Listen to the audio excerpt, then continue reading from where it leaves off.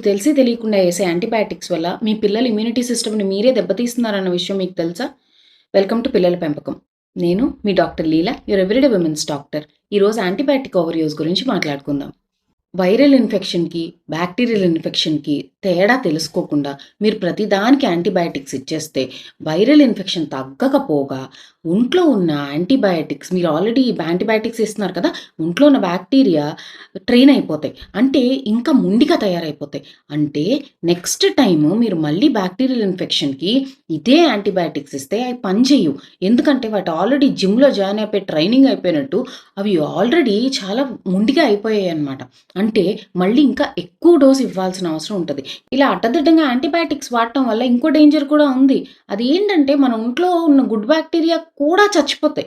దీనివల్ల పిల్లలు ఇంకా ఇన్ఫెక్షన్స్ బారిన త్వరగా పడే అవకాశం ఉంటుంది. ఇంకా వాళ్ళు ఎక్కువ సిక్ అయిపోతారు.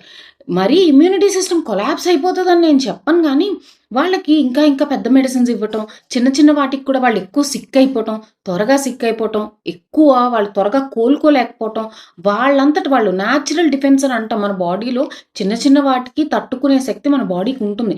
అది కూడా కోల్పోతారనమాట పిల్లలు. మీకు తెలియకుండానే వాళ్ళు చాలా వీక్ అయిపోయేలా చేస్తున్నారు మీరు. అందుకనే డాక్టర్స్ మీరు ఎళ్ళగానే యాంటీబయాటిక్స్ ఇవ్వరు.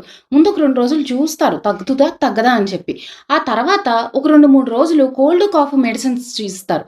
వాటికి కూడా తగ్గకపోతే అప్పుడు ఒక టెస్ట్ చేసి ఇది వైరలా? బ్యాక్టీరియలా? అని చూసి బ్యాక్టీరియల్ అయితే మాత్రమే యాంటీబయాటిక్స్ ఇస్తారు.